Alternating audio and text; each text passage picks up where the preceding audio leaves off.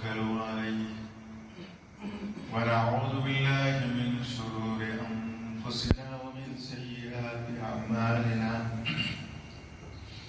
من يهده الله فلا مضل له ومن يضلل فلا هادي له أشهد أن لا إله إلا الله وأشهد أن محمدا عبده ورسوله أرسله بالهدى ودين الحق ليظهره على الدين كله ولو كره المشركون. اللهم صل على محمد وعلى آل محمد كما صليت على إبراهيم وعلى آل إبراهيم إنك حميد مجيد. اللهم بارك على محمد وعلى آل محمد كما باركت على إبراهيم وعلى آل إبراهيم إنك حميد مجيد. أما بعد فإن خير الكلام كلام الله وخير الهدي هدي محمد صلى الله عليه وسلم وشر الأمور محدثاتها وكل محدثة بدعة وكل بدعة ضلالة وكل ضلالة في النار. يا أيها الذين آمنوا اتقوا الله حق تقاته ولا تموتن إلا وأنتم مسلمون. أعوذ بالله من الشيطان الرجيم. فإذ قال إبراهيم رب اجعل هذا البلد آمنا واجنبني وبني أن نعبد الأصنام. സ്നേഹം നിറഞ്ഞ സത്യവിശ്വാസികളെ, വിശ്വാസികളെ, അള്ളാഹുവിന്റെ നിയമനിർദ്ദേശങ്ങളെ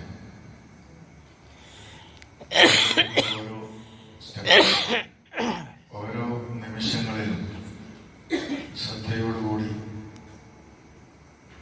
അള്ളാഹുവിന്റെ വചനത്തിനെ ഉദ്ദേശിച്ചുകൊണ്ട് പാലിക്കണമേ എന്ന് ഓർമ്മപ്പെടുത്തുകയാണ്, വസിയ്യത്ത് ചെയ്യുകയാണ്. നമ്മുടെയൊക്കെ ജീവിതത്തിലെ ഏറ്റവും പ്രധാനപ്പെട്ട ഒരു വസ്തുത സമാധാനപരമായി നമുക്ക് ജീവിക്കണം എന്നതാണ്. നമ്മുടെ നാടും ചുറ്റുപാടും കലാപങ്ങളിൽ നിന്നും പ്രശ്നങ്ങളിൽ നിന്നും മോശപ്പെട്ട ഇടപാടുകളിൽ നിന്നും വാശിയും വൈരാഗ്യവും നുരഞ്ഞു പൊന്തുന്ന എല്ലാ സാഹചര്യങ്ങളിലും മാറി നിൽക്കുന്ന സന്ദർഭത്തിലാണ് നമുക്ക് ഐശ്വര്യവും പുരോഗതിയും അഭിവൃദ്ധിയും നമ്മുടെ ജീവിതത്തിൽ ഉണ്ടാവുക. പല രാജ്യങ്ങളെയും നമ്മൾ കാണുന്നു, പല പ്രദേശങ്ങളെയും നമ്മൾ കണ്ടുകൊണ്ടിരിക്കുന്നു. എപ്പോഴും പ്രശ്നങ്ങളും യുദ്ധങ്ങളും കലാപങ്ങളും നടക്കുന്ന പ്രദേശങ്ങളിൽ നമുക്കറിയാം, നമ്മുടെ അയൽരാജ്യമായിരുന്ന അഫ്ഗാനിസ്ഥാൻ, ആ അഫ്ഗാനിസ്ഥാനിൽ ഒരു കാലത്ത് അവരുടെ ആയുസ്സിന്റെ ശരാശരി 32 വയസ്സായിരുന്നു. 32 വയസ്സായിരുന്നു അവരുടെ ശരാശരി ആയുസ് എന്ന് പറയുന്നത്. അംഗവൈകല്യമില്ലാത്ത ആളുകൾ വളരെ ദുർലഭമാണ്. മൈനുകൾ പൊട്ടിയും യുദ്ധത്തില് പരിക്കേറ്റും ഒരു കൈയില്ലാത്തവർ, ഒരു കാലില്ലാത്തവർ, അതുപോലെ തന്നെ മുഖത്തിന് അംഗഭംഗം വന്നവർ, ആ മുഖത്തിന് വൈരൂപ്യം സിദ്ധിച്ചവർ, അങ്ങനെ ഒരു നാട് തന്നെ മുസ്ലിം നാടാണ്. ലോകത്ത് ആരൊക്കെ ഇന്ത്യയിലേക്ക് കടന്നു വന്നോ അവരൊക്കെ കാന്തഹാറിലൂടെ, കാബൂളിലൂടെയാണ് പല സന്ദർഭങ്ങളിൽ കടന്നു വന്നത് എന്ന് നമുക്കറിയാം. പക്ഷെ അവര് സഹനത്തിന്റെയും പ്രയാസം അനുഭവിക്കാനുള്ള ആ കഴിവിന്റെയും പ്രതിരൂപമായി അവർ മാറി എന്നതാണ് വസ്തുത. അപ്പോ പുരോഗതിയും അവരിൽ നിന്ന് ഒരുപാട് ദൂരം നിൽക്കുന്നത് നമുക്ക് കാണാൻ കഴിയും. ഇന്നും അവരുടെ റോഡും അതുപോലെ തന്നെ ഗതാഗത മാർഗങ്ങളും ഒക്കെ അഭിവൃദ്ധിപ്പെടുന്നതിന് വേണ്ടി ഇന്ത്യയിൽ നിന്നും പാകിസ്ഥാനിൽ നിന്നും വിവിധ രാജ്യങ്ങളിൽ നിന്ന് ബംഗ്ലാദേശിൽ നിന്ന് പോലും എന്താണ് അവിടേക്ക് കമ്പനികൾ പോയി അവിടുത്തെ റോഡും അവിടുത്തെ നാടുമൊക്കെ നന്നാക്കാനുള്ള ആ കരാറുകളൊക്കെ ഏറ്റെടുക്കുന്നത് നമുക്ക് കാണാൻ കഴിഞ്ഞിരുന്നു. ഇപ്പൊ കുറെ മാറി വന്നു.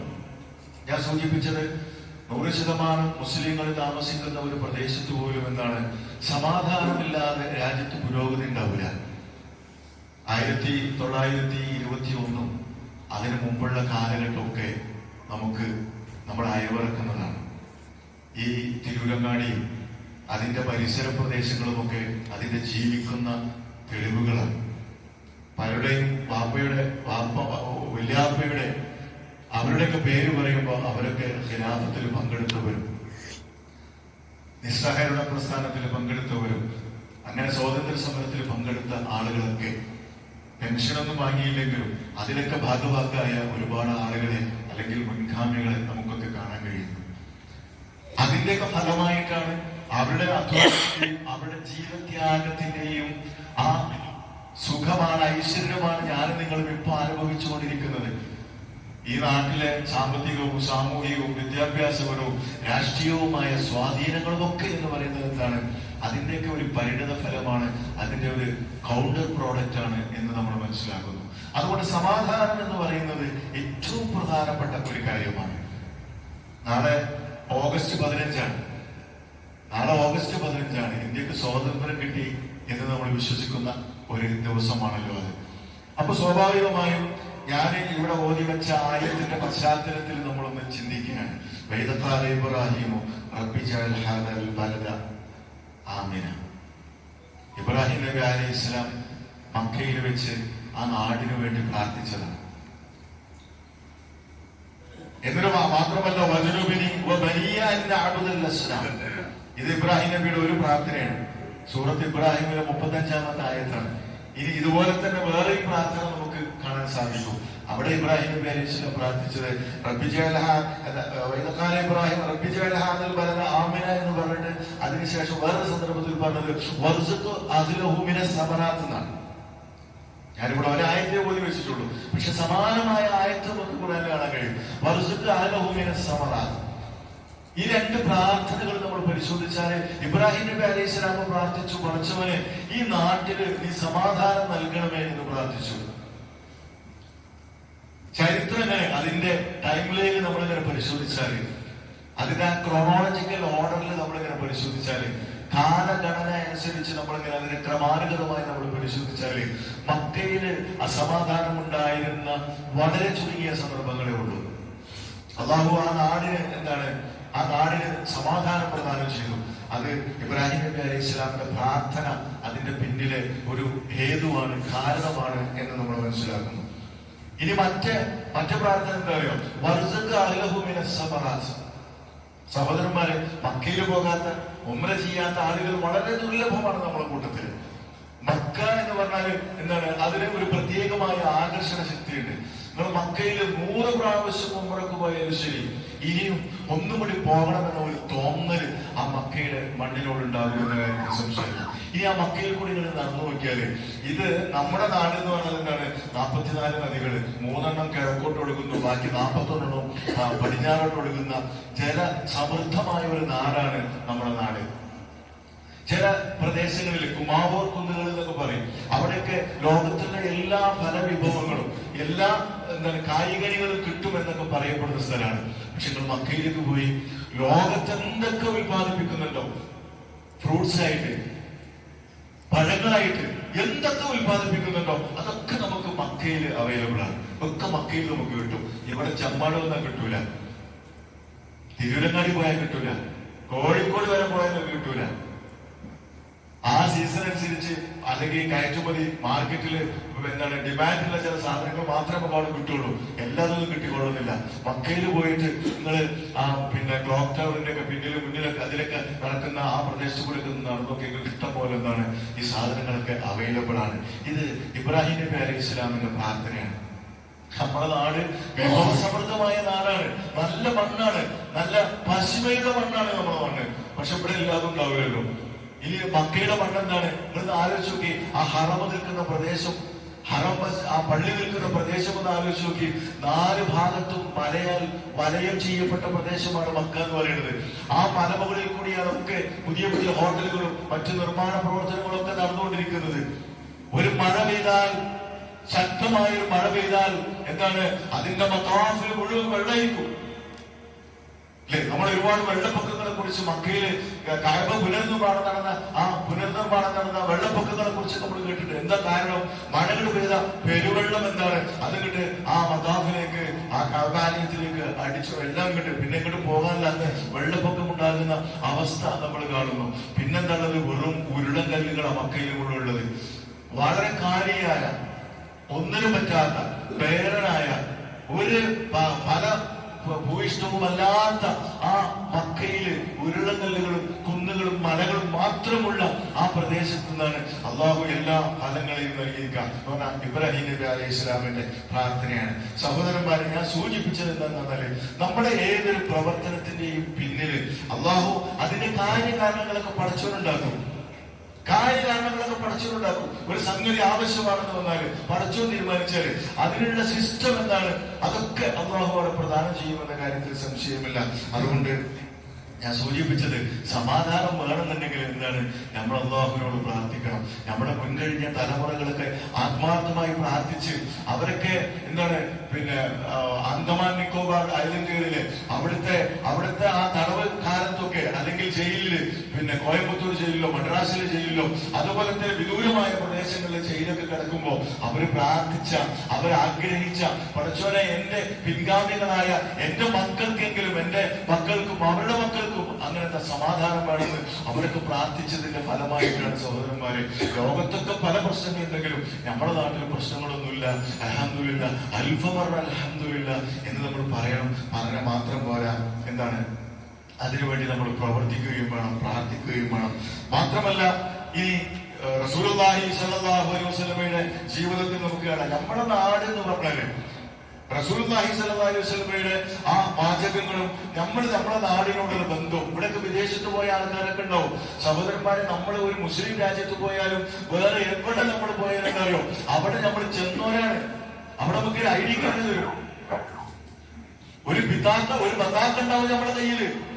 അതിന്റെ അപ്പുറത്തെ ആ രാജ്യത്ത് നമ്മൾ 90 കൊല്ലം നമ്മൾ ഒരു ആയുസ് മുഴുവൻ പണിയെടുത്താലും നമ്മളവിടുത്തെ സിറ്റിസൺസ് അല്ല. എന്താണ്? ഇത് ഹിന്ദിയാണ് എന്ന് പറയും. ഹിന്ദി എന്ന് പറയുന്നത് നമ്മൾ ഇന്ത്യക്കാരാണ് എന്ന് പറഞ്ഞ് നമ്മളെ ഓലുകൾ പറഞ്ഞേക്കും. സൗദി അറേബ്യ പോയാലും UAE പോയാലും GCC എവിടെ പോയാലും അവരൊന്നും നമ്മളോട് മോശപ്പെട്ട പെരുമാറ്റത്തല്ല പറയുന്നത്.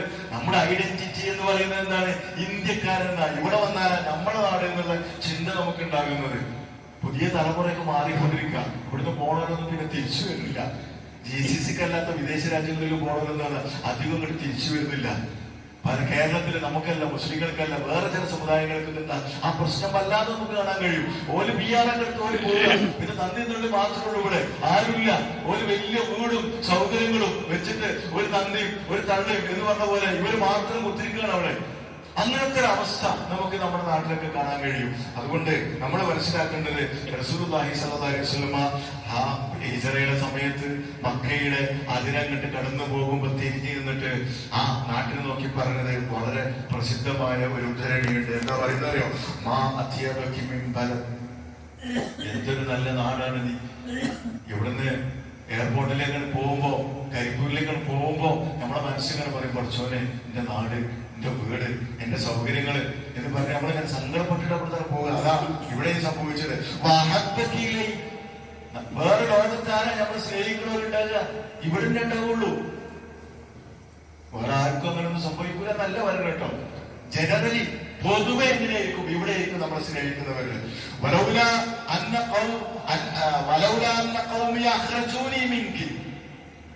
എന്നിട്ട് പറയാണ്, മക്കയിലേക്ക് തിരിഞ്ഞത് റസൂലുള്ളാഹി സ്വല്ലല്ലാഹു അലൈഹി വസല്ലം പറയാണ്, എന്താണ്? എന്റെ ഈ സമൂഹം എന്നെ ഇവിടുന്ന് പുറത്താക്കിയില്ലായിരുന്നെങ്കിൽ എന്താണ്? നിന്റെ ഈ നാട്ടിലല്ലാതെ മക്കയിലല്ലാതെ ഞാൻ താമസിക്കുകയില്ല എന്ന് റസൂലുള്ളാഹി സ്വല്ലല്ലാഹു അലൈഹി വസല്ലം പറയാണ്. ഇനി ഒരു നാട്ടില് സമാധാനം ഉണ്ടാകണമെങ്കിൽ അതിൽ ഏറ്റവും പ്രധാനപ്പെട്ട എന്താണെന്നറിയോ? ഏറ്റവും പ്രധാനപ്പെട്ട എന്താണ്? നീതിബോധമുള്ള ഭരണാധികാരികൾ ഉണ്ടാവണം. നാളെ പരലോകത്തുള്ള അള്ളാഹുവിന്റെ വചകനെ കണ്ടുമുട്ടേണ്ടി വരുമെന്ന ആ പ്രതീക്ഷയുള്ള, പേടിയുള്ള, ഭയപ്പാടുള്ള ഭരണാധികാരികളെ നാട്ടിലുണ്ടാവണം. ആളുകളുടെ കണ്ണിൽ പൊടിയിടുന്ന, അല്ലെങ്കിൽ ഇങ്ങനെ വെറും താമോസ് മാത്രം കാട്ടുന്ന, ജാടകൾ മാത്രം കാട്ടുന്ന ആളുകളെല്ലാം നമുക്ക് വേണ്ടത്. ആത്മാർത്ഥമായിട്ട് ഈ നാടിന് വേണ്ടി പ്രവർത്തിക്കുന്ന ഭരണാധികാരികളുണ്ടോ? ഇവിടുത്തെ എന്താണ് ചുറ്റുപാട്, ഇവിടുത്തെ എന്താ നമ്മൾ പറയാ, ഇവിടുത്തെ എന്തൊക്കെയോ നിർമ്മാണ പ്രവർത്തനങ്ങളും, ഇവിടുത്തെ ഇൻഫ്രാസ്ട്രക്ചർ, ഇവിടുത്തെ സൗകര്യങ്ങൾ അതിങ്ങനെ മാറും. അവർക്ക് ഒരു വിൽ പവർ ഉണ്ടായാൽ മതി, ഇച്ഛാശക്തി ഉണ്ടായാൽ മതി. അവർക്ക് മാറ്റണമെന്ന ഇച്ഛാശക്തി ഉണ്ടായാൽ മതി. അത് മാറുമെന്നാണ് നമ്മുടെ അനുഭവം. അതുകൊണ്ടാണ് നാളെ പരലോകത്ത് അള്ളാഹുവിന്റെ കോടതിയിൽ ഹാജരാക്കപ്പെടുന്ന സന്ദർഭത്തിൽ റസൂലുള്ളാഹി സ്വല്ലല്ലാഹു അലൈഹി വസല്ലം വിശദീകരിക്കുക, സബഅത്തുൻ യുദില്ലുഹുമുല്ലാഹു യൗമ ലാ ദില്ല ഇല്ലാ ദില്ലുഹു. നാളെ പരലോകത്ത് അള്ളാഹുവിന്റെ തണലല്ലാതെ ഒരു തണലുമില്ലാത്ത, കാക്കക്ക് പോലും തണലില്ലാത്ത ആ സന്ദർഭത്തിൽ എന്താണ്? അള്ളാഹു 7 വിഭാഗം ആളുകൾക്ക് തണലിട്ട് കൊടുക്കുമെന്ന് റസൂലുള്ളാഹി സ്വല്ലല്ലാഹു അലൈഹി വസല്ലം പറയാം. അതിൽ നമ്പർ 1, ഒന്നാമതായിട്ട്, ആദ്യമായിട്ട് റസൂലുള്ളാഹി സ്വല്ലല്ലാഹു അലൈഹി വസല്ലം പറഞ്ഞാലോ, ഇമാമുൻ ആദിൽ, നീതിമാനായ ഭരണാധികാരി എന്ന. നിസ്സാര കാര്യമൊന്നുമല്ല.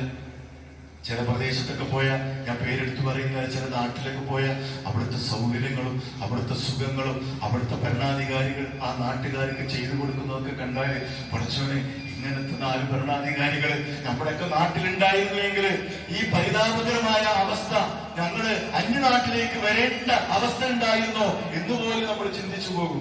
എന്തെല്ലാം സൗകര്യങ്ങൾ അവരുണ്ടാക്കി കൊടുക്കുന്നത്. എന്താ നമ്മളവിടെ പറ്റൂലേ? നമ്മളിവിടെ ചെയ്യാൻ പറ്റൂലേ? മറ്റു സഹോദരന്മാര് വെറും മരുഭൂമിയുള്ള GCC ചെയ്തു കൂട്ടുന്നു.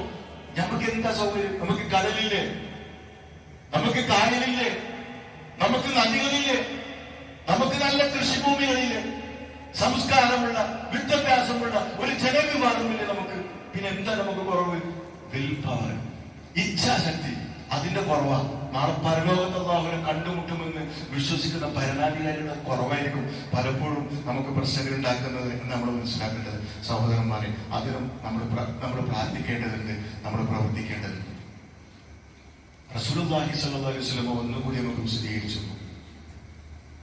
ആരാണ് ഏറ്റവും നല്ല നേതാക്കന്മാരെന്ന് നമുക്ക് പറഞ്ഞു തന്നു. ആരാണ് ഏറ്റവും നല്ല പ്രജകൾ, ഏറ്റവും നല്ല ജനവിഭാഗം ഏതാണ് എന്ന് റസൂലുള്ളാഹി സ്വല്ലല്ലാഹു അലൈഹി വസല്ലം പറഞ്ഞു തന്നു. എൻസൈക്ലോപീഡിയ, സർവ്വവിജ്ഞാനങ്ങളുടെയും കാതലായ ആ വശം നമുക്ക് റസൂലുള്ളാഹി സ്വല്ലല്ലാഹു അലൈഹി വസല്ലം കിട്ടും. എപ്പോഴും മിസ്സിംഗ് ഇല്ല. ഫീ കുല്ലി തിബ്യാൻ എന്ന് പരിശുദ്ധ ഖുർആൻ പറഞ്ഞു. അതിനെ ഹിക്മത്തോടുകൂടി അല്ലാഹുവിന്റെ റസൂൽ വിശദീകരിക്കാത്ത ജീവിതത്തിൽ ഒരു സന്ദർഭം നമുക്ക് കാണാൻ കഴിയില്ല. അതൊക്കെ നമ്മുടെ കക്ഷത്ത് വെച്ചുകൊണ്ടാണ് നമ്മളിങ്ങനെ തപ്പിത്തെറിഞ്ഞ് നടക്കുന്നത്. അല്ലാഹുവിന്റെ റസൂൽ പറയാണ്, യാ റഅയ്മത്തിക്കും, ആരാണ് ഏറ്റവും നല്ല നേതാക്കന്മാര്? അതാണ് പറഞ്ഞു വരുന്നത്. അല്ലദീന, ആ നേതാക്കന്മാർ എങ്ങനെയുള്ളവരാണ്? തുഹിബ്ബൂനഹും, അവരെ ഇഷ്ടപ്പെടുന്നവരാണ്, തന്റെ ജനങ്ങളെ ഇഷ്ടപ്പെടുന്നവരാണ് നേതാക്കന്മാരെന്ന് പറഞ്ഞാല്. വെറുതെ ഇല്ല, ആത്മാർത്ഥമായിട്ട് ഇഷ്ടപ്പെടുന്നവരാ. അത് പെട്ടെന്നൊന്നും ഉണ്ടാവില്ല. അങ്ങനത്തെ കുറെ ആൾക്കാർ നമ്മുടെ കൂട്ടത്തിൽ കാണും. അതുകൊണ്ടാണ് നമ്മുടെ സമൂഹം അന്യം നിന്ന് പോകാതിരിക്കുന്നത്, നശിച്ചു പോകാതിരിക്കുന്നത്. കുറെ നേതാക്കന്മാരും കുറെ ആൾക്കാരും ഇത്തരത്തിലുള്ള ആൾക്കാരുണ്ട് നമ്മുടെ കൂട്ടത്തില്. ചില ഫ്രോഡുകൾ ഉണ്ടെങ്കിലും എന്താണ്, നല്ലൊരു ശതമാനം ഇത്തരം ആളുകളുണ്ട്. അവരുടെ പ്രത്യേകത അല്ലദീന തുഹിബ്ബൂനഹും, അവര് ഈ ജനങ്ങളെ ആത്മാർത്ഥമായി സ്നേഹിക്കുന്നവരാണ്. വയുഹിബ്ബൂനക്കും, അവരെ പേര് കേട്ടാൽ, അവരുടെ നിറം കണ്ടാൽ നമ്മൾ അവർക്ക് വേണ്ടിയും അല്ലാതെയും ആ സാന്നിധ്യത്തിലും അവർക്ക് വേണ്ടി പ്രാർത്ഥിക്കുന്നവരാ. അങ്ങനെയൊക്കെ നേതാക്കന്മാരെ നമുക്ക് കഴിഞ്ഞു പോയിട്ടുണ്ട്. എന്നിട്ടോ കേട്ടോ, ആ ജനങ്ങൾക്ക് നന്മയുണ്ടാകാൻ വേണ്ടി അവർക്ക് തുസല്ലൂനാലേയും, അവർക്ക് നന്മയുടെ ആശംസകൾ നേരുന്ന, അതിനുവേണ്ടി പ്രാർത്ഥിക്കുന്ന ആളുകളാണ് ആ നേതാക്കന്മാർ എന്ന് പറയുന്നത്. വയുസല്ലൂനാലേക്കും, ആ പ്രജകള്, അവിടുത്തെ ജനങ്ങളും എങ്ങനെയാണ്? വയുസല്ലൂനാലേക്കും, ആ നേതാക്കന്മാർക്ക് വേണ്ടി പ്രാർത്ഥിക്കുന്നവരാണ്. ഇനി അതും കൂടി കേട്ടോളൂ. എന്താ റസൂലുള്ളാഹി സ്വല്ലല്ലാഹു അലൈഹി വസല്ലം നേതാക്കന്മാരുടെ ഏറ്റവും കെട്ടവർ അതാണ് അല്ലദീന തുബഇദൂനഹു, അവര് ജനങ്ങളെ പേര് വെക്കുമ്പോൾ തന്നെ കഴുതകൾ എന്ന് വിചാരിച്ച് എന്താണ് ഒന്നും പറ്റില്ല ചിലർന്ന് എങ്ങനെയെങ്കിലും കഴിച്ചാണെന്ന് വിചാരിച്ച് അവരോട് ദേഷ്യം വിചാരിക്കുന്ന കുറെ ആൾക്കാർ. മാത്രമല്ല വയോബേഴുതനക്കും ആ മനുഷ്യന്മാരെ കേൾക്കുമ്പോഴത്തേന് നമുക്ക് ദേഷ്യം ഇങ്ങനെ പതഞ്ഞു പോകും. നമ്മുടെ മനോഭാവവും മുഖഭാവവും ഒക്കെ ഇങ്ങനെ മാറി വരും. മാത്രമല്ല അനുമൂലവും അവർ ജനങ്ങളെ ശപിച്ചുകൊണ്ടിരിക്കും. വയ്യല്ല അനുമൂലക്കും അവര് ജനങ്ങൾ ഈ നേതാക്കന്മാരെയും ശപിച്ചുകൊണ്ടിരിക്കും. രണ്ടിനെയും അള്ളാഹുവിന്റെ റസൂൽ നമുക്ക് വിശദീകരിച്ചു. സഹോദരന്മാർ, ഞാനും നിങ്ങളും ഒരു നിലക്കല്ലെങ്കിൽ മറ്റൊരു നിലക്ക് നേതൃത്വത്തില്, ഇമാറത്തില്, ഉത്തരവാദിത്വത്തില്, മസ്കൂലിയത്തില് ഉള്ളവരാണ്. ചിലപ്പോ നമുക്ക് ഈ പള്ളിയുടെ ഉത്തരവാദിത്വം ഉണ്ടാവും, ചിലപ്പോ നമുക്ക് ഉത്തരവാദിത്വം ഉണ്ടാവും. ഒന്നല്ലെങ്കിൽ ഉത്തരവാദിത്വം, നമ്മുടെ ഭാര്യയുടെ ഉത്തരവാദിത്വം നമുക്കുണ്ടാവും, നമ്മുടെ മക്കളുടെ ഉത്തരവാദിത്വം നമുക്കുണ്ടാവും. അവരെ സ്നേഹിക്കണം, അവർക്ക് വേണ്ടി പ്രാർത്ഥിക്കണം. അപ്പൊ അവര് നമ്മളെ സ്നേഹിക്കും, നമുക്ക് വേണ്ടി പ്രാർത്ഥിക്കും. അല്ലാഹു സുബ്ഹാനഹു വ തആല അത്തരമൊരു സാമൂഹിക സംവിധാനം, കുടുംബ സംവിധാനം നമുക്കൊക്കെ പ്രദാനം ചെയ്യുമാറാകട്ടെ.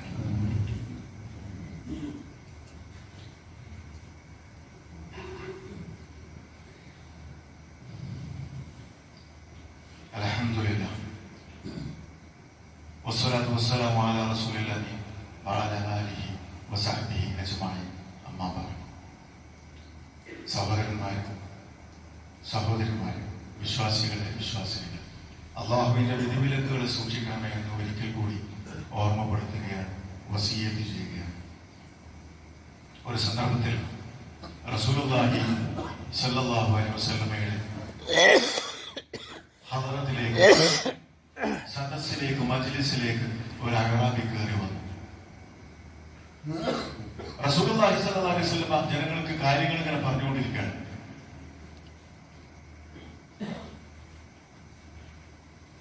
അപ്പൊ ഈ അറാബി ചോദിച്ചു, അല്ലാഹുവിന്റെ റസൂലേ, എപ്പോഴാണ് സാഅത്ത്, എപ്പോഴാണ് അന്ത്യദിനം, എപ്പോഴാണ് എന്ന് ചോദിച്ചു.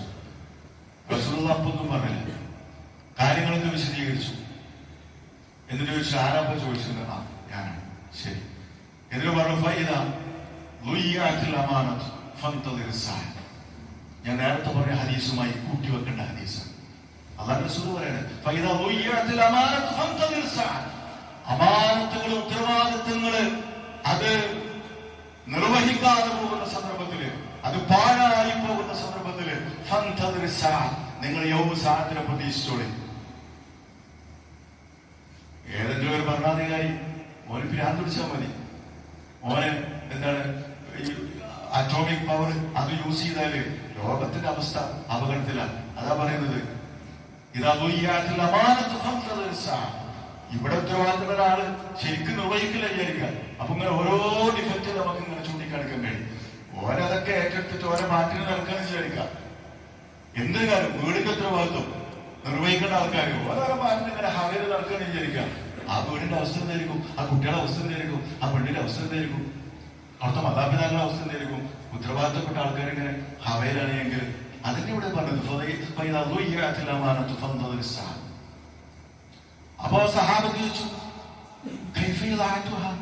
അല്ലാഹുവിന്റെ റസൂലേ, എങ്ങനെയാണ് എങ്ങനെയാണ് നശിച്ചു പോകല്, അതിന് പാഴാക്കി പോകല് എങ്ങനെയാണ്, ഒന്ന് വിശദീകരിക്കാൻ പറ്റുന്ന രൂപത്തിലാണ്. അപ്പൊ അല്ലാഹുവിന്റെ റസൂല് കൃത്യമായി, വളരെ കൃത്യമായി പറഞ്ഞുകൊടുക്കാൻ എന്താ പറയുന്നത്?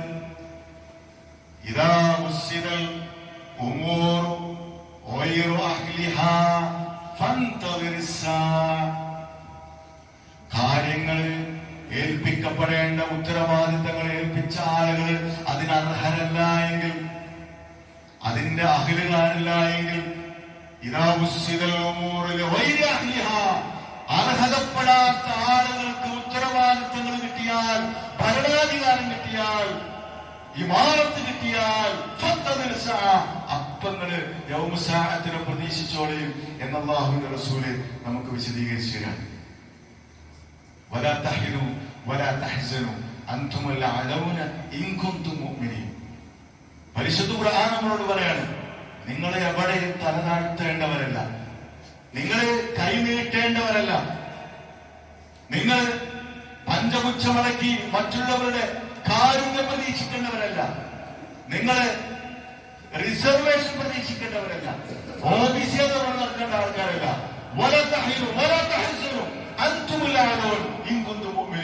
ഈമാനുണ്ടോ, ഇഖ്ലാസുണ്ടോ, വിശ്വാസം യഥാർത്ഥത്തിലുണ്ടോ?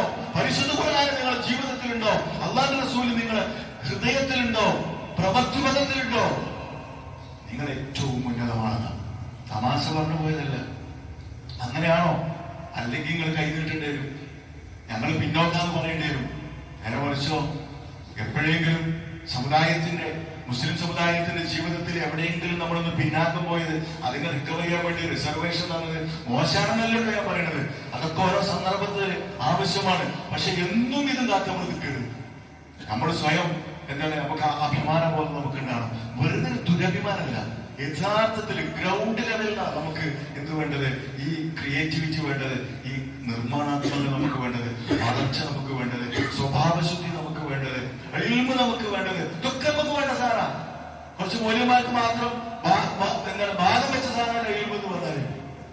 ഒരാള് ഇവിടെ പ്രസംഗിച്ചുകൊണ്ടിരിക്കുമ്പോൾ ഒരാൾ ഇവിടെ കുഴഞ്ഞു വീണ് വിചാരിക്കാം, ഇന്നത്തെ ജുമാ നമുക്ക് നിർത്തി പോകാന്നല്ല, അവിടെ വേറൊരാൾ കയറി പൂർത്തിയാക്കാൻ കഴിയണം. അതാണ് മഹലിന്റെ ഇസ്സത്ത് എന്ന് പറഞ്ഞാൽ അതാണ്.